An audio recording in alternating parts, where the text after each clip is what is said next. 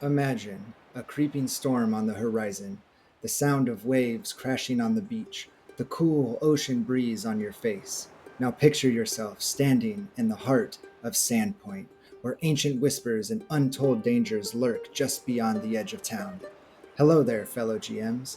I want to welcome you into 7 Dooms for Sandpoint. In this video series, we're peeling back the layers of this epic adventure path one chapter at a time. Before we charge headlong into Chapter 1, let's set the stage by overviewing the setting, important history, and first level starting adventures to get your players' characters up to 4th level. Everything we covered today draws on the 7 Dooms AP, the first edition Sandpoint Light of the Lost Coast campaign setting book, and the 7 Dooms Player's Guide. At the end, I'll share my own experience kicking off this AP from level 1, what resources I used, choices my players made, what worked, and what surprised me. The premise for 7 Dooms is that the town of Sandpoint is worse than doomed. For decades, this small settlement has endured one potential disaster after the other, but each time a hero or group of adventurers stepped up to save the day. Yet now, 7 separate dooms have come together, converging on the region in a way that, if not defeated in time, could well bring ruin 7 times over to the so-called Light of the Lost Coast. This adventure is designed for a party of 4 and takes them from 4th level up to 12th level at the conclusion. 7 Dooms for Sandpoint takes place in and around a town called Sandpoint. Sandpoint is a very well-known location within the Pathfinder campaign setting. It was in this town that the very first Pathfinder adventure path, Rise of the Runelords, kicked off. Sandpoint has endured as one of Pathfinder's most iconic locales. Its layered history is marked by heroism, horror, and heart. I will be going over a very brief history of Sandpoint, touching on key points that are important to starting 7 Dooms for Sandpoint, and I will be using the information from the Sandpoint Gazetteer found in the back of the 7 Dooms for Sandpoint book to do so. I will not be doing a full deep dive into Sandpoint. If you want to watch a very well done overview for Sandpoint, I would highly recommend watching Pathfinder Lore, Welcome to Sandpoint by the Tower of Tomes. He has an amazing overview for Sandpoint that will get you ready to run any campaign set in this location. Also, the first edition campaign setting, Sandpoint Light of the Lost Coast, is your one-stop shop for everything Sandpoint. If you want to get all the history and an extremely robust gazetteer to immerse your players in Sandpoint, this is the book you want to get. Sandpoint is a coastal town built mostly from wood with stone foundations, divided into 2 main areas by locals. Uptown, newer and less crowded, perched on a bluff, and downtown, older and more densely packed, sloping down toward the harbor. The harbor itself is deep and calm, fed by the Tarandarok River, which also supports the town's important lumber trade. South of town, wealthy landowners have homes on a second bluff, while just north of Sandpoint sits Chopper's Isle, a rocky outcropping notorious for its dark past. Dominating the coastline is the Old Light, the crumbling remains of a once massive ancient tower, a reminder of ancient Thassalon, a civilization far older than Sandpoint settlers. The weather is moderate overall, though thick fogs are common and violent storms in winter can cause flooding along the southern waterfront despite the town's protective embankment. Sandpoint's population is mostly common folk, laborers, fishers, farmers, and merchants. Shopkeepers and experts handle day-to-day trade, and the Sandpoint Watch, made up of low-level warriors, maintains order. Although the people of Sandpoint are overall a friendly and welcoming group, as with all settlements and societies, there are elements of unpleasantness, some dating back all the way to 4666 AR, during Sandpoint's foundation. The 4 founding families, a group called the Sandpoint Mercantile League that included the Kaijitsus, the Valdemars, the Scarnettis, and the Deverins, chose a sheltered cove some 50 miles north of their hometown of Magnamar to settle, only to find the site already occupied by local Varisians, who used the cove as a traditional waypoint during their travels along the Lost Coast. Initial attempts to work with the Varisians to ensure they would retain a place in the town to be collapsed when Alamon Scarnetti led several of his kin in a drunken attempt to murder the Varisians and blame the slaughter on local goblins. The attack backfired horribly, with more Scarnettis slain than Varisians, and in the months that followed it seemed that the dream of Sandpoint was done for as Magnamar's Varisian council demanded punishment for all members of the Sandpoint Mercantile League. But thanks to the remarkable diplomatic skills of a young bard named Alma Devrin, a peaceful accord was settled upon. Not only did Alma manage to assuage the Varisians' call for blood payment, she also salvaged the plans for Sandpoint by promising to incorporate the worship of Desna into the town's cathedral and offered to the Varisian Council a generous share of all profits made by Sandpoint-based ventures for the next 4 decades. Saved from near disaster, Sandpoint went on to become a thriving community, and while those 40 years have come and gone, Sandpoint's government elected to extend the compact for another 20 years, much to the consternation of a few locals. Now, with this extension due to expire in a mere 2 years, the Scarnettis and their allies have already started working on ensuring that this unfair allocation of profits won't last beyond 60 years. In those 60 years, though, and despite the intolerances clung to by a minority of Sandpoint's citizens, the town grew into a thriving and welcoming settlement.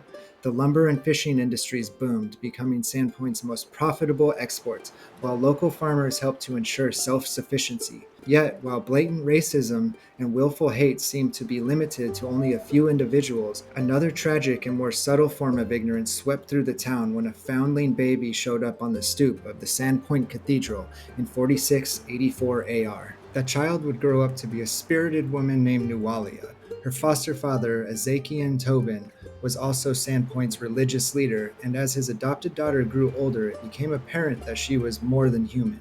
Her appearance and grace bespoke a supernatural heritage, and by the time she was 10, it was obvious that she was, in fact, an Aasimar. Her unearthly countenance made other children either jealous or shy, and many took to playing cruel jokes on her. The adults in town weren't much better, as many viewed her as a blessed by Desna, and let their rural superstition take hold. Rumors that Nualia's touch could cure warts and rashes, that locks of her hair brewed into tea could increase fertility, and that her voice could drive out evil spirits led to a succession of awkward and humiliating requests. Perhaps worst of all was Ezekian himself. He simultaneously took advantage of the upswell of religious fervor triggered by Nualia's presence in town, which increased donations to the cathedral and kept her under a stultifying curfew meant to preserve her purity so she could eventually join a prestigious convent in Andoran, a plan Ezekian hoped would earn him a more comfortable position in a much more civilized part of the world. By the time Nualia turned 18, she felt more like a freak than anything else, but when a manipulative man named Dalek began to woo her, she quickly fell in love. When he later abandoned her after learning she'd become pregnant, Nualia tearfully turned to her foster father for support, only for him to overreact and forbid her from leaving the church so he could watch over her and lecture her on the virtues he felt she should follow. This was not only the final step in Ezekian's fall from grace, but also set into motion a series of events that would ultimately end in a tragic fire that burned much of the cathedral to the ground and left Ezekian Tobin and Nualia dead. Or so the people of Sandpoint thought. In fact, Nualia not only survived the fire, but was the one who started it. After living a life of loneliness and disappointment, and after enduring the birth of a monstrous child who lived only moments before dying, Nualia had come to believe that Lamashtu was the only solution.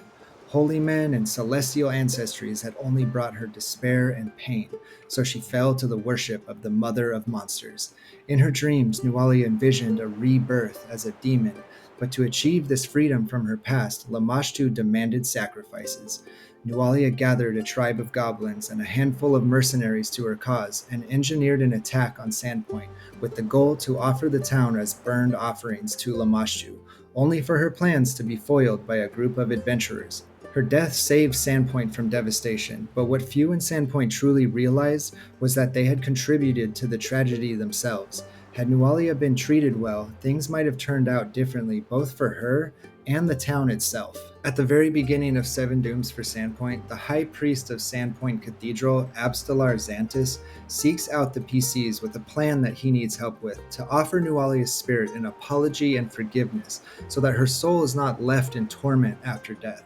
The brief history of Sandpoint's founding and Nualia's backstory are important for the PCs to know at the start of the adventure because it will give them more context and understanding into what Father Xantus is trying to achieve.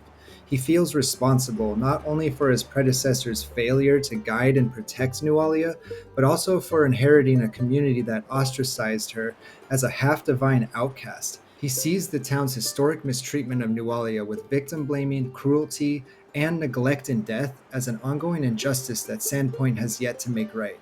I will be going into further details of Father Xanthus's plan in the Chapter 1 overview. If you are planning on starting this adventure right at 4th level, in a session 0 before starting, I would talk to my players about how Seven Dooms begins and ask them, why does Father Xanthus come to your characters for help? What adventures or heroics have gotten you up to 4th level? What reasons would your character have for wanting to save Sandpoint?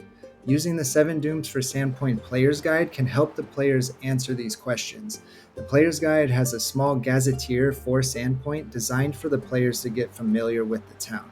The Player's Guide even has a backstory creator in the form of an interactive narrative that uses the Victory Point subsystem.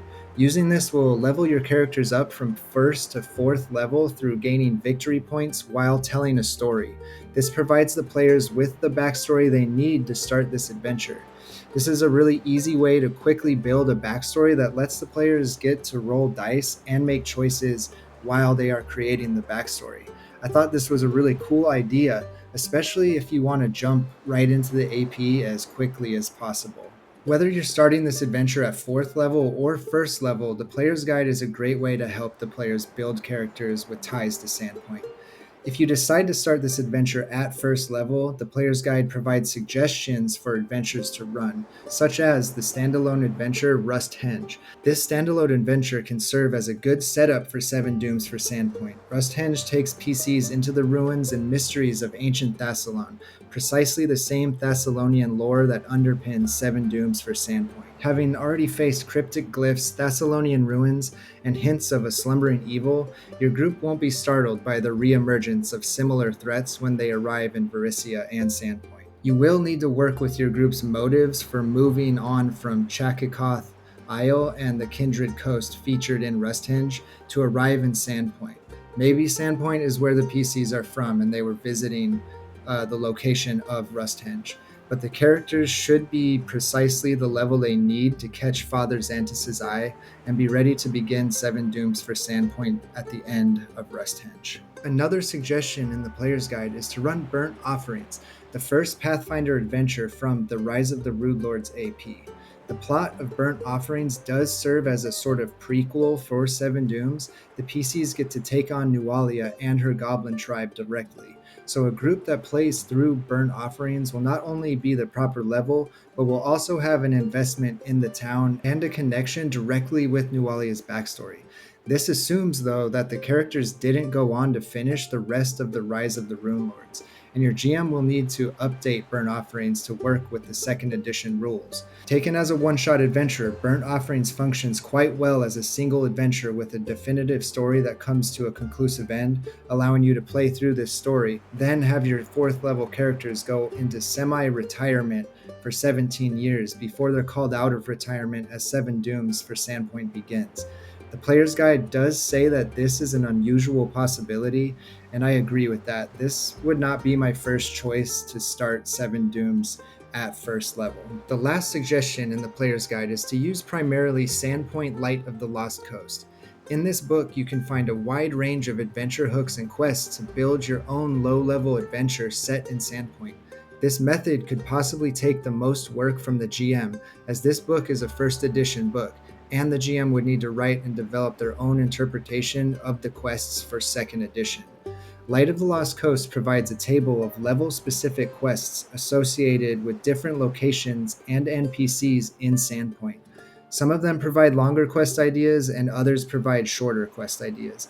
Before starting with this method, it's important to read 7 Dooms because many of the plot elements in 7 Dooms overlap with the quests presented in Light of the Lost Coast. A quick example of this is in Light of the Lost Coast, there is a 3rd level quest tied to the Sandpoint Boneyard. Naffer Vosk, the groundskeeper, has been hearing scratching noise coming up from below the graveyard and might recruit the PCs to go under to investigate. In the beginning of Seven Dooms, the PCs are asked to do pretty much the same exact thing by Father Xantus. So even though the quest through Nafir Vosk doesn't necessarily spoil any story elements from Seven Dooms, it doesn't make sense to send the PCs on this quest at 3rd level right before they're asked to do the same thing at 4th level.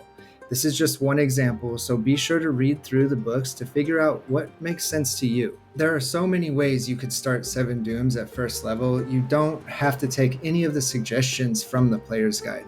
Though a benefit to having your starting adventure take place in Sandpoint is that the PCs could start earning or losing reputation points with the 7 factions in Sandpoint before they start Seven Dooms. The reputation subsystem from the GM core is used throughout Seven Dooms, and as the PCs spend time in Sandpoint, they'll earn reputation among the town's 7 most currently influential factions. Each of the factions represents one of the 7 seats on the council, which include the Bunyip Club, the Rune Watchers, the Sandpoint Cathedral, the Sandpoint Mercantile League, the Scarnetti Consortium, the Town Watch, and the Townsfolk. Depending on the PC's actions in town, they can gain or lose reputation. Different tiers of reputation grant advantages or disadvantages with specific factions. Some examples of these are discounts from local merchants, unlocking higher level magic items for sale, gifts like an endless grimoire, or constant insults, penalties to gather information checks, and inflated costs for gear. It is suggested to keep the reputation point count public, that way the players can see their progress with each faction. Maybe the party's cleric wants to gain more reputation with the Sandpoint Cathedral. Well, now they have a system that allows them to see where they stand and their progress. This is a great way for the players to feel connected to Sandpoint and see how their actions affect their overall standing in the town.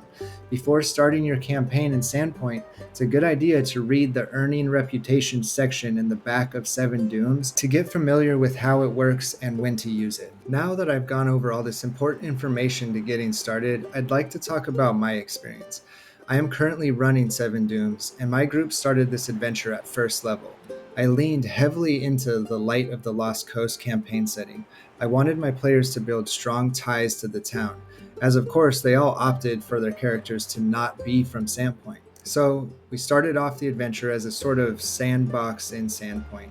I had spent time prepping specific quests from the book, but I didn't have an overall path or plot planned. I communicated this with my players, and I set the expectation that they would need to take initiative in exploring the town as they saw fit. After about 2 game sessions, they had completed quests such as helping the town's garbage man Gorby with a pesky goblin problem down on Junkers Beach. They helped Doss Corvett, the town's smithy, fully through the process of grieving the loss of his best friends, 2 dogs that were at threat of having a building constructed over their graves. They also escorted Olmar Danvakis, the Grocer's Guildmaster, on a trip to Magnamar to protect him and his cargo from bandits. At this point, the PCs had started to make a name for themselves in Sandpoint, and the Sandpoint sandbox was fun, but my players started jonesing for a narrative. They were still 1st level, and the only 1st level standalone adventure I own is the Fall of Plaguestone. I had never run it before, so I put on my GM prepping cap and I started prepping Fall of Plaguestone to fit into Standpoint, which actually turned out great. I really didn't have to change much about the adventure except locations and backstories. I read through it and decided where around Sandpoint and where in the hinterlands things would occur, and then I ran it. I'm not going to go into a lot of detail about the full Fall of Plaguestone, but I thought it was a great first adventure to run Seven Dooms for, and I'll go into a little bit of detail about the changes that I made. I did have to change the backstory for the main villain to mesh with Sandpoint. Her name is Vilry, and in the book she wants to get revenge on Plaguestone, as the people of Plaguestone neglected her mother, whose name is Silwith, as she was dying from the plague, and then treated the orphan Vilry as an outcast. I found a lot of similarities with Vilry's story in Nualia's story, so I slipped this story into Sandpoint's lore, as it is already common with the people of Sandpoint to occasionally make some orphans feel unwanted or like outcasts. I also changed her mother Silwith's backstory to be that she was an alchemist who was partnered with Oliver Pillbug Potiker, who is Sandpoint's main alchemist to this day. Her association with Pillbug gave her a bad reputation, as he is known to be very shady in Sandpoint. When Silwith died in a mysterious alchemical experiment, it left her daughter Vilry an orphan. When Vilry turned to Pillbug as the only father-like figure in her life, he turned his back on her. Due to her mother's tainted reputation, Vilry was not treated well as an orphan, and when she grew of age, she set off into the hinterlands. She eventually found an abandoned complex in the Mosswood Forest and set up shop. Using her mother's old formula book, she began to learn the alchemical arts. What began as simple concoctions swiftly turned into experiments on animals and eventually hapless travelers. With bitterness and hatred in her heart, she then planned her revenge on Sandpoint with an alchemical bioweapon. Fall of Plaguestone has a lot of alchemy involved, which I thought went well with some plot threads of Seven Dooms. My players eventually went to see Pillbug Potiker to sell a bunch of alchemical ingredients they looted, so I was able to put some foreshadowing into the story. At the conclusion of Fall of Plaguestone, the PCs had saved Sandpoint from Vilry. I thought that when Father Xantus caught news of what happened and who was behind it, he would have even more of a reason to follow through with his plan to contact Nualia's spirit, as yet another misguided orphan almost brought ruin to Sandpoint. I didn't plan it this way, but the way everything worked out just flowed so smoothly into the start of Seven Dooms. So, if anyone has any questions about how I ran Fall of Plaguestone, let me know in the comments, or if it's requested enough, I can make a video dedicated to how I integrated that story into Sandpoint. During running Fall of Plaguestone, I also continued to use quests from Light of the Lost Coast. One quest I wanted to use to do some more foreshadowing was the quest connected to Risa's place. Risa McGravy owns and used to run the tavern called Risa's Place. Risa is an old sorcerer who has the innate ability to travel to the Dreamlands while sleeping. She would traditionally tell stories of her travels in the Dreamlands in the taproom of the tavern. Of late, Risa has been unable to travel to the Dreamlands, and as a result, she has started dying. On her deathbed, she only has one dream every night of being pulled into the depths and wakes with just one word left in her memories: Ilverandin. She requests to speak to the PCs and tell them of this dream. This quest doesn't really have much else to it other than to foreshadow what's to come in Seven Dooms for Sandpoint. But for my group, it led to something very unexpected. So after doing a recall knowledge check on Ilverandin, the only information they could glean was that Ilverandin was a mythical city in the Darklands, to some legend or folklore unknown if it's even real or not. Well, my players were not satisfied with that answer, so they went to the Sandpoint bookstore called the Curious Goblin to see if they could find any literature or history about Ilverandin. It so happens that the quest in Light of the Lost Coast that is tied to the Curious Goblin has the PCs find a treasure map in the first book they pick up. Needless to say, my players pretty much immediately forgot about Ilverandin and went off to find the treasure. Long story short, the map leads to a place in Tickwood Forest and contains a deed to the Scarnetti Mill in Sandpoint. The PCs wanted to get the deed verified, so they took it to the Sandpoint Town Hall, where Mayor Kendra Devrin got involved and explained that she would need to contact the Scarnetti family and call for a High Justice and Keeper of Records from Magnamar to verify the legitimacy of the deed. Once all parties were in Sandpoint and prepared, we role-played the meeting where the Scarnettis were informed they must turn over the mill to the PCs. It was really fun. My players loved it. I played the Scarnettis as the horrible people they are, and my players still hate them. It was a great opportunity to introduce Titus and Charn Scarnetti to the PCs as very unlikable people. In Seven Dooms for Sandpoint, Charn Scarnetti is written in to become a thorn in the PC's side just as part of the story. So once the PCs had taken ownership of their family mill, it really gave the Scarnettis a reason to hate the PCs before they started Seven Dooms for Sandpoint. So by the time we actually started Seven Dooms, the PCs had made friends in town by doing odd jobs and helping the townsfolk. They had saved Sandpoint from Vilry, who planned to kill as many citizens as possible with an alchemical bioweapon. I had gotten to foreshadow some things to come by meeting Pillbug Potiker and Risa telling them about Ilverandin. and they had taken ownership of a prominent mill in Sandpoint. They had also started gaining reputation points with factions in town and lost reputation points with the Scarnetti Consortium.